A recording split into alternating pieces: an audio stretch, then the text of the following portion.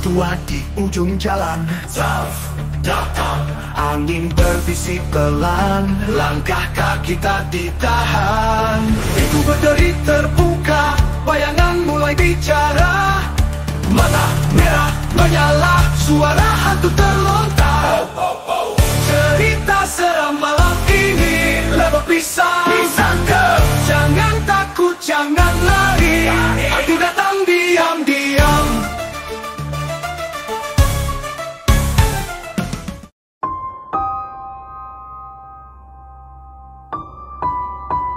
Dalam kita menjalani kehidupan pada era moden tahun 2025, sudah tentulah zaman sekarang ni segala-galanya mahal. Engkau nak beli makanan mahal, engkau nak isi minyak pun mahal. Bertambah pula ada sesetengah masyarakat dah mula pening kepala. Sekarang ni nak isi minyak terpaksa cocok my card pula. Sebabkan orang Singapura katanya suka rembat minyak subsidi yang diberikan oleh kerajaan Malaysia terhadap diri kita. Jadi banyak benda yang nak kena fikir tau. Itulah dilema yang dialami oleh keluarga Farah dan juga Junaidi. Sebaik saja mereka ni terpaksa menguruskan hal pekerjaan. Tak ada masa nak ditumpukan kepada anak perempuan diorang. Nasib baiklah Junaidi yang bekerja sebagai jurutera, duit banyak. Bila duit banyak, di awal perkahwinan Junaidi ni dah siap-siap beli rumah teres 2 tingkat yang terletak di pinggir Bandar Selangor untuk dihadiahkan kepada Farah dan juga anak perempuan diorang. Satu masalah yang terpaksa dihadapi oleh Farah dan juga Junaidi, siapa yang nak jaga Hani apabila diorang pergi bekerja? Pada awalnya boleh tahanlah. Bila diorang sibuk je, hantar Hani pergi ke rumah mak si Farah, kalau tak pun rumah keluarga si Junaidi. Tapi bagi diri Junaidi, dia rasa tak berapa nak selesa. Takkanlah kita nak bebankan mak bapak kita nak menguruskan hal anak kita. Junaidi mencadangkan kepada Farah, apa kata kita ambil seorang pembantu rumah. Farah tak setuju sebab Farah dah dapat banyak aduan daripada kawan-kawan dia. Pembantu rumah ni kalau dapat yang elok, alhamdulillah, tapi kebanyakannya akan membawa mudarat. Pernah juga Farah dengar akhir sekali pembantu rumah ada hubungan dengan suami kawan dia. Lagilah Farah risau. Tapi bagi diri Junaidi, apa yang awak nak risau? Saya bukan perangai macam tu lah. Kalau awak tak nak yang muda, awak ambil je lah pembantu rumah yang tua. Yang saya pun takkan ada hati dengan dia. Cari punya cari, dah nama pun rezeki kan. Diorang pun dapatlah seorang pembantu rumah yang bernama Muni. Berusia 26 tahun. Ngam-ngam soy punya cantik. Farah dah mula risau dah. Amboi, mudanya bang ambil pembantu rumah. Tapi Junaidi cakap nak buat macam mana? Pembantu rumah tu bukan kita boleh pilih. Dah itu je yang ada, harga pun murah, kita ambil je lah. Pada hari pertama Muni menjejakkan kaki ke rumah keluarga Farah, Farah dapat melihat perwatakan Muni ni agak berbeza berbanding pembantu rumah yang lain. Pembantu rumah yang lain ada kalanya terlampau lancang sangat mulut diorang. Yuya, lepas tu bergosip dengan pembantu jiran sebelah. Tetapi Muni seorang yang pemalu, tak banyak cakap dan sibuk menguruskan hal-hal rumah. Segala pekerjaan yang Farah tak mampu nak buat, Muni akan buat. Bertambah baik apabila Muni ni pandai melayan anak perempuan diorang. Yang Hani ni tadi, Muni layan macam anak dia sendiri. Jadi hilanglah kerisauan di dalam hati Farah dan juga Junaidi, dikurniakan seorang pembantu rumah yang sungguh amanah. Apa yang nak risau? Memanglah, pada minggu pertama, bulan pertama, segala-galanya berjalan lancar.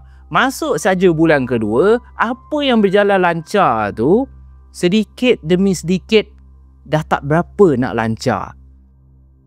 Diceritakan oleh Farah, masuk saja bulan kedua, selepas mereka mengambil Muni sebagai pembantu rumah, Muni ada satu perangai.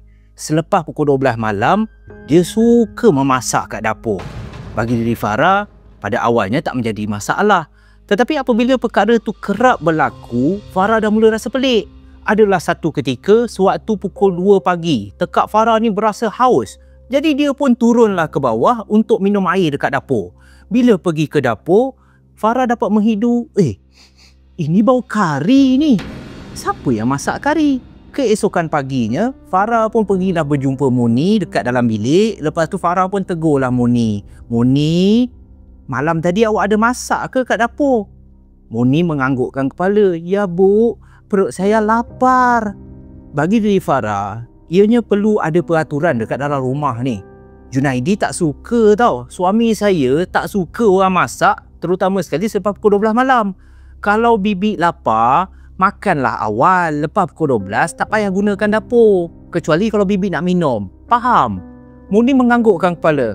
Faham, Bu? Dan perkara yang ditegah oleh Farah, Muni ni dengar. Selepas pukul 12, dia dah tak masuk dapur dah. Cumanya, ianya hanya bertahan dalam masa 2 minggu sahaja. Selepas 2 minggu, Muni ni dah mula dengan tabiat dia. Lepas pukul 12 malam, dia akan pergi ke dapur, dia akan masak. Masak pula macam makan tengah hari. Ada kalanya masak tu 2-3 jenis lauk. Diketahui oleh suami Farah, Junaidi. Junaidi ni panas lah. Geng puaka kena faham. Diorang ada anak kecil. Bagi diri Junaidi, selepas pukul 12, dapur tu tak patut digunakan untuk memasak. Katalah berlaku kebakaran, tak ke membahayakan keluarga Junaidi. Sebagai seorang suami, dia kena tegas. Dan Junaidi pun tegurlah Muni. Muni, isteri saya pernah cakap dengan kamu enggak? Selepas pukul 12, dapur tidak diizinkan untuk kamu masak. Kenapa kamu degil? Muni tunduk je tau. Jadi Junaidi bukan seorang yang panah baran. Dia tak suka marah. Bila bibi tak dengar cakap dia kenalah tegas. Bila dah ditegur berkali-kali oleh Junaidi, akhirnya Muni dah buang tebiat dia. Dan pernah juga Farah berbincang dengan Junaidi. Pelik lah. Kenapa bibi kita tu suka betul masak selepas pukul 12 malam? Bagi diri Junaidi, apa yang nak pelik? Mungkin dia dah terbiasa dekat kampung dia selepas pukul 12 tu lah. Baru perut rasa lapar nak makan lah apa. Tapi bila bekerja kat rumah ni, dia kena ikutlah kita. Dan benda tu tak menjadi masalah. Farah ni pun tak adalah anggap ianya satu isu yang besar. Tapi yang peliknya, selepas Muni dah tak suka memasak dekat dapur, ada kalanya Farah dah mula perasan anak perempuan diorang yang bernama Hani ni tadi. Sebaik saja Hani menjangkau usia 6 tahun, Hani ni suka betul duduk dekat dapur tau. Bila Farah tegur anak dia, jomlah duduk kat depan. Hani cakap, tak nak, dekat dapur ada kawan. Farah yang mendengar apa yang dikatakan oleh anak dia, Farah dah mula pelik. Siapa yang kawan? Bibi kot. Tapi ada kalanya bibi tak ada dekat dapur. Dan Farah perasan yang Hani ni masih nak duduk kat dapur. Katanya nak bermain dengan kawan. Farah pun repotlah dekat Junaidi. Junaidi pun cakap, biasalah budak-budak halusinasi. Husband kan selalu tak ambil berat hal-hal remeh ni. Beberapa hari selepas tu, ada satu perkara yang pelik bagi diri Farah. Waktu tu dia tengah layan Hani, anak perempuan diorang ni bermain. Hani dah berusia 6 tahun. Tengah main-main, sekali Hani cakap yang dekat dapur dia ada kawan.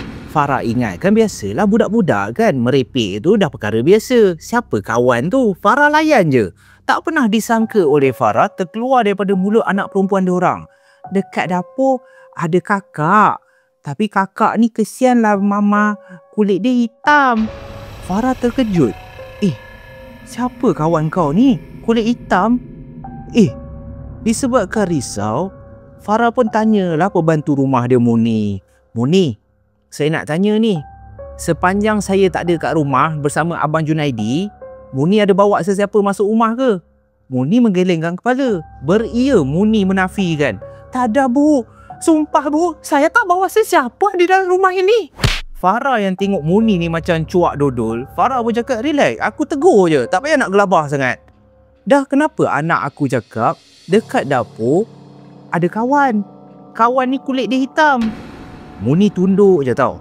Reaksi wajah Muni, Farah yakin Muni tak bercakap benar. Jadi Farah pun paksa lah. Muni, baik jujur dengan saya, Muni. Apa yang awak dah buat? Dalam keadaan takut, Muni hanya bagi amaran kepada Farah. Ibu, kalau boleh Bu, malam-malam jangan diizinkan Hani pergi ke dapur. Farah tanya, kenapa? Kenapa anak saya tak boleh pergi dapur? Muni senyap je. Dia tunduk je, seakan-akan dia tak berani nak cakap tau. Mata dia memandang ke arah dapur. Farah dah rasa tak sedar hati. Apa yang Muni cuba rahsiakan? Dan perkara ni tidak diketahui oleh Farah sampailah satu masa diceritakan waktu tu Junaidi tak pulang ke rumah sebab terpaksa menguruskan hal di tempat kerja. Jadi Farah seorang bersama Muni dan juga anak perempuan dia. Farah pada waktu tu dah rehat dah dekat dalam bilik. Anak perempuan dia ada bilik sendiri. Dalam kepala Farah, anak dia dah tidur lah kot Hani ni. Tapi agak mengejutkan, masuk saja pukul 12 malam, telinga Farah dapat menangkap suara anak dia tengah bergelak ketawa dekat tingkat bawah. Bilik tidur diorang semua berada dekat tingkat atas. Farah yang risau, astaghfirullahalazim, dia kenal lah suara Hani. Farah cepat-cepat bangun, dia turun ke bawah. Dan bila dia nak pergi ke arah di mana dia dengar suara Hani, dia perasan anak dia tengah duduk dekat lantai dapur. Duduk bersila kat lantai dapur, bergelak ketawa macam tengah main dengan seseorang tau. Jadi Farah bila nampak macam tu daripada jauh, daripada ruang tamu, Farah dah panggil nama anak dia. Hani, Hani buat apa tu? Main apa nak dekat dapur? Hani yang dengar suara mak dia panggil, Hani ni tak endahkan pun. Farah panggil berkali-kali, Hani ni bergelak ketawa. Macam budak kecil yang sibuk betul main dengan kawan. Tapi tak nampak sesiapa pun. Bibi pun tak ada. Dah lah lampu dapur gelap. Risaulah Farah, anak aku main dengan siapa weh? Dah pukul 12 ni. Dengan suami aku tak ada lagi. Farah pun berjalan, pergi ke arah dapur. Bila Farah sampai je dekat dapur, ini yang seram. Rupa-rupanya Hani tak bersorangan. Dekat dapur tu, di sebelah peti ais. Punyalah terkejut apabila Farah nampak pembantu rumah dia, si Muni ni, tengah berdiri betul-betul kat sebelah peti ais. Muni ni macam membaca satu mantra tau. Dan di tangan Muni dibakarnya kemenyan. Tak tahulah kemenyan tu dia dapat dekat mana. Berasak satu dapur tu. Patutlah daripada tadi aku dapat bau macam ada bau benda terbakar. Nampak je Farah, si Muni ni terus berlari masuk kat dalam bilik air. Farah yang menyaksikan kejadian tu, bila dia nampak je pembantu rumah dia ni masuk ke dalam bilik air, Farah pun dengan satu keadaan yang marah, dia pergi kat bilik air tu, dia cuba nak buka tapi tak boleh. Diketuk berkali-kali, dia paksanya Muni ni, kau terangkan dekat aku, musibat kau buat apa dengan anak aku? Kau buat apa dengan anak aku? Sebaik sahaja pintu bilik air terbuka, lagi menyeramkan. Dekat dalam bilik air tak ada sesiapa guys. Menurut Farah, dia tak percaya dengan apa yang jadi pada malam tu. Buka je pintu bilik air, kelibat Muni yang daripada tadi duk sakan bakar kemenyan tak ada kat dalam bilik air. Dan dekat dapur, anak perempuan dia pun tak ada. Yang daripada tadi duduk kat lantai macam tengah main dengan orang. Bila Farah ni paling, dia nak dukung anak dia, Hani tak ada. Jadi Farah seorang diri dekat dapur tu, dalam keadaan gelap-gelap tu. Dah meremang satu badan, Farah pun naik balik ke tingkat atas. Perkara pertama yang dia buat, dia pergi ke bilik anak perempuan dia, Hani, untuk dia tengok adakah anak dia ada kat dalam bilik ke tak. Farah buka je pintu bilik, Zaf rasa game puaka dah boleh agak. Farah nampak Hani tengah lena tidur dekat atas katil. Dan bila dia pergi ke bilik pembantu rumah, Muni ni pun sama, tengah tidur di atas katil dia. Farah masuk balik kat tempat tidur, dia pergi balik kat dalam bilik. Lepas tu Farah hanya mampu membaca apa saja ayat yang dia tahu. Dalam hati Farah, malam tu lah untuk pertama kali dia takut nak tinggal kat rumah dia sendiri. Kalau anak dia tengah tidur, termasuklah Muni tengah tidur kat dalam bilik, siapa yang ada kat dapur tadi? Cukup jelas. Farah cakap dia memang yakin dia nampak anak perempuan dia tengah bermain dengan seseorang dekat dapur. Dan dia nampak juga Muni ni macam baca mantra kat dapur. Takkan sekelip mata boleh masuk kat dalam bilik. Malam-malam berikutnya, berlaku beberapa kejadian yang pelik yang susah diterangkan oleh Farah. Dia tak tahu sama ada dia halusinasi ke ataupun benda ni betul-betul terjadi. Sebab sering kali pukul 3 pagi je, Farah ni akan terjaga. Bila Junaidi tegur, awak dah kenapa? Lepas tu Farah suruh Junaidi dengar. Awak dengar tak? Ada orang ketuk besong batu ni. Masalah dia Junaidi pun dengar. Junaidi ni terus panas lah. Bibi ni tak erti bahasa ke apa. Dah berulang-ulang kali cakap, lepas pukul 12 tak payah masak. Jadi suami si Farah suruh Farah ni tunggu kat dalam bilik. Dia nak turun ke bawah, dia nak marah si Muni. Sampai je dekat bawah, bila Junaidi balik ke dalam bilik, Farah pun tanya, bibi tu masak apa? Junaidi senyap je. Keesokan harinya, barulah Junaidi cerita kat Farah. Bila saya pergi ke dapur malam tadi, kat dapur tak ada orang. Dan bukan sekali je, beberapa kali, beberapa malam, kejadian yang sama akan berulang. Pukul 3 pagi, diorang dengar ada orang ketuk losong batu. Tapi bila cek, tak ada siapa. Itu tak menakutkan. Ada satu masa, Junaidi ni pulang lewat daripada tempat kerja. Katanya bila dia masuk ke dalam rumah, dia pergilah ke dapur nak minum air. Sebelum nak tidur, dia nak minum air dulu. Bila pergi kat dapur, Junaidi ni menjerit sekuat hati tau. Farah yang terdengar suami dia menjerit, Farah ni bangun, dia turun ke bawah, dia terus tanya Junaidi, "Bang, kenapa ni bang? Apa jadi bang?" Junaidi memberikan alasan, "Tak ada apa. Tadi saya pergi dapur, saya nampak tikus lah. Jom.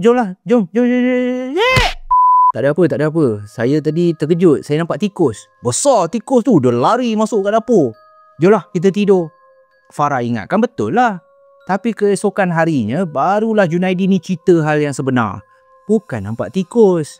Junaidi nampak bila dia masuk dapur, dia terkejut. Sebab dekat atas peti ais, ada seorang perempuan, kaki panjang, rambut mengurai, tengah duduk kat atas peti ais. Dia ingatkan Murni. Tapi bila dia perhatikan betul-betul, ini bukan pembantu rumah ni. Kaki panjang betul. Bukan manusia. Sebab itulah Junaidi menjerit. Dah lah dapur tu gelap, nampak pula ada perempuan duduk kat atas peti ais. Siapa je tak jerit? Farah dah takut. Sampaikan Farah cakap kat suami dia, "Kita berhentilah kan pembantu rumah. Sejak dia masuk sini, macam-macam hal lah. Hani dah banyak kali dah cakap. Ada kawan dekat dapur, ada kawan kat dapur." Disebabkan perkara tu tidak dapat dibendung lagi, dah macam-macam hal yang pelik jadi, adalah satu hujung minggu ni, Farah dan juga Junaidi duduk dengan Murni. Junaidi tanya elok-elok, "Murni, awak boleh jujur dengan saya tak? Awak ada apa-apa ke yang awak pakai? Sejak awak masuk sini, rumah ni dah tak aman tau. Awak tak ada ke alami benda yang pelik-pelik?" Awalnya Murni ni senyap je, dia tunduk je tau. Tapi Farah boleh membacalah riak wajah. Ini menipu ni. Farah yang dah tak boleh tahan, dia pun marahlah bibik ni sampai menangis-nangis. Dan akhirnya barulah bibik tu mengaku. Dan pengakuan daripada Murni telah mengejutkan Junaidi. Menurut Murni, selepas dia dipaksa berkali-kali oleh Farah, akhirnya dia mengaku keluarga dia memang ada membela satu jin yang ilmu ni dia panggil rewang jin, lebih kurang macam tu lah. Ilmu ni digunakan oleh keluarga dia supaya jin ni menjaga dapur. Barulah diorang tak lapar, makanan kat dapur tu sentiasa cukup. Dalam pemikiran Murni, dia tak berniat nak bawa jin tu. Dia ingatkan selepas dia beredar daripada rumah keluarga dia, jin ni tak akan ikut. Tak pernah disangka yang keluarga dia dah ikatkan jin ni dengan Murni. Jadi bila sampai kat rumah, Murni cakap bila dia masuk je dekat dalam rumah Farah, dia terkejut sebab dia nampak jin yang keluarga dia bela tengah berdiri kat dapur. Daripada awal lagi, daripada hari pertama, Murni ni tahu, "Alamak, jin ni ikut saya." Tapi Murni tak berani cakap. Kalau dia cakap, kalau dia mengaku, dia tak dapat kerja. Bukan senang nak dapat kerja. Murni pun diam kan. Farah yang dengar pengakuan daripada Murni, lagilah naik hantu. Farah ni lagilah maki hamun. Nasib baiklah Junaidi ni jenis tenang. Dia pun cakap, "Awak boleh kerja. Tapi boleh tak jin tu, awak tak payah masuk ke dalam rumah ni. Awak pergi hantar kat keluarga awak balik. InsyaAllah, makanan kat dalam rumah ni cukup." Jadi Junaidi tanya lagi, "Kenapa sebelum ni okey je? Kenapa jin ni marah?" Menurut Murni, nak tak nak, dia kena kasih jin ni makan. Bila dia tak kasih jin ni makan, sebab itulah jin tu dah mula mengganggu orang yang duduk kat dalam rumah tu. Barulah Junaidi tahu lah. Kiranya lepas saya halang awak, jin ni dah mula marah lah sebab awak tak boleh nak hidangkan makanan kat dia. Angguk lagi. Murni anggukkan kepala. Junaidi dah berbelah bagi. Sekarang ni macam mana? Sama ada bibi tak payah izinkan jin tu berdamping dengan bibi, ataupun nak tak nak saya terpaksa berhentikan bibi. Menangis-nangis Murni, merayu, "Tolong pak, jangan berhentikan saya pak." Farah dah tak kisah dah. Farah lebih fikirkan keluarga dia, terutama anak perempuan dia si Hani ni. Dia tak nak Hani berkawan dengan jin. So Junaidi memberi kata putus macam ni lah. Nak senang, minggu depan saya panggil seorang ustaz, saya suruh ustaz tu check kan, tengok kan. Kalau jin tu masih berdamping dengan awak dan awak pun tak mampu nak buang, saya terpaksa berhentikan bibi. Murni senyap. Dia dah tak berani nak cakap dah. Menangis-nangis Murni.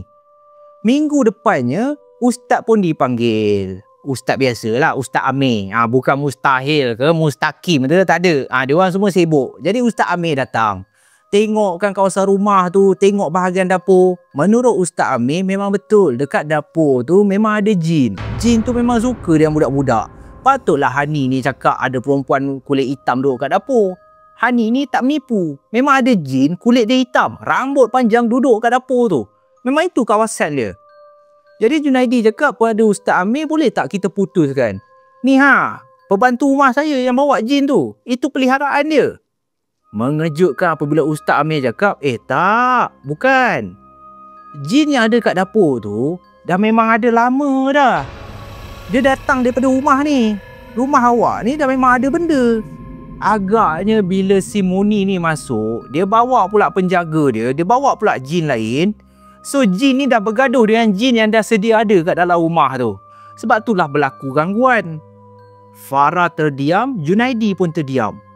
Tak pernah disangka kat dalam rumah ni pun rupanya dah memang ada jin. Memang ada benda yang dah duduk. Lalu Ustaz Amir pun tanyalah Junaidi, termasuklah Farah. Boleh tak saya tahu amalan awak? Solat macam mana? Okey tak? Selalu baca Quran? InsyaAllah kalau solat tak tinggal, baca Quran semua okey. Jin tu lama-lama akan beredar lah. Tak akan ada apa dah. Terdiam Junaidi, termasuklah Farah. Barulah diorang sedar yang selama ni diorang cuai dalam bab agama ni. Solat pun kadang-kadang solat, kadang-kadang tak solat. Baca Quran memang tak pernah. Geleng kepala Ustaz Amir. Astaghfirullahalazim. Saya ingatkan jin dekat dapur tu dah menyeramkan. Rupanya korang dua ni lagi seram.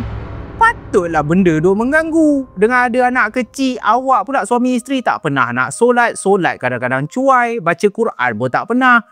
Bila rumah ni kita tak amarah kan, kita tak baca Quran, rumah ni macam kubur, rumah ni macam tempat orang mati. Benda-benda yang tak elok, yang daripada luar memang akan suka masuk ke dalam rumah yang tak dibacakan ayat Quran. Saya pesan, awak suami isteri berubahlah. Mungkin ni cara Allah nak tegur awak ni. Junaidi dah malu, Farah pun dah malu. Selang beberapa bulan selepas tu, menurut Farah dan juga Junaidi, diorang pun berpindah. Diorang dah tak tinggal dah dekat rumah tu. Sebab dikatakan anak perempuan dia si Hani ni masih lagi ternampak beberapa kali kelibat seorang perempuan tua yang duduk dekat area dapur. Jadi bagi diri Farah, rumah tu dah tak selamat.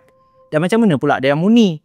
Diorang terpaksa memberhentikan Muni sebab Muni ni pun dah tak tahan dah.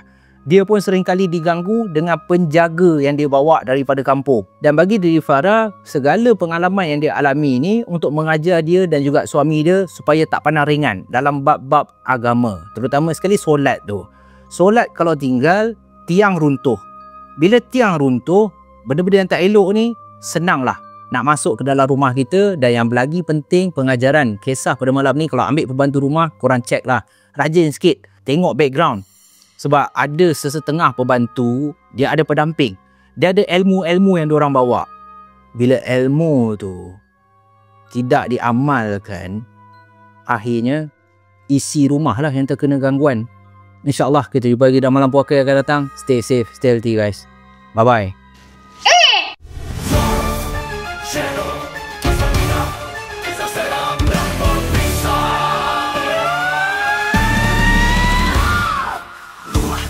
Di ujung jalan Zaf datang, angin berbisik pelan, langkah kaki tak ditahan.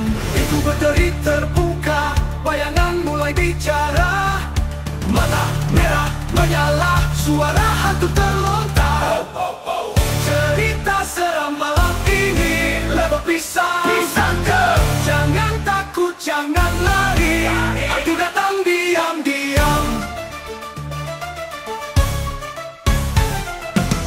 Jeritan dari belakang, kini terasa di tulang. Tiba-tiba hilang bayang, gelisah menyerang. Cerita seram malam ini lebih pisang. Jangan takut, jangan lari, hantu datang diam-diam.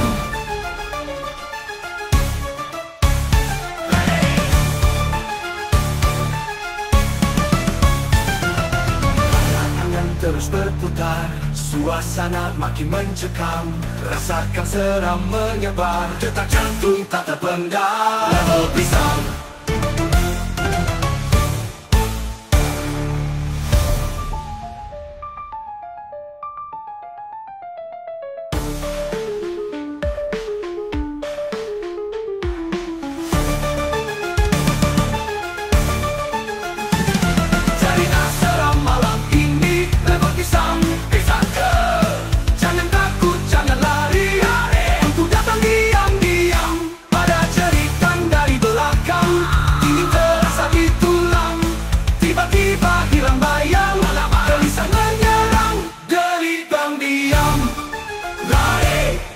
Ada jeritan dari belakang, dingin terasa di tulang, tiba-tiba hilang bayang, gelisah menyerang, diam-diam. Cerita seram malam ini, level pisang. Jangan takut, jangan lari, hantu datang diam-diam. Ada jeritan dari belakang.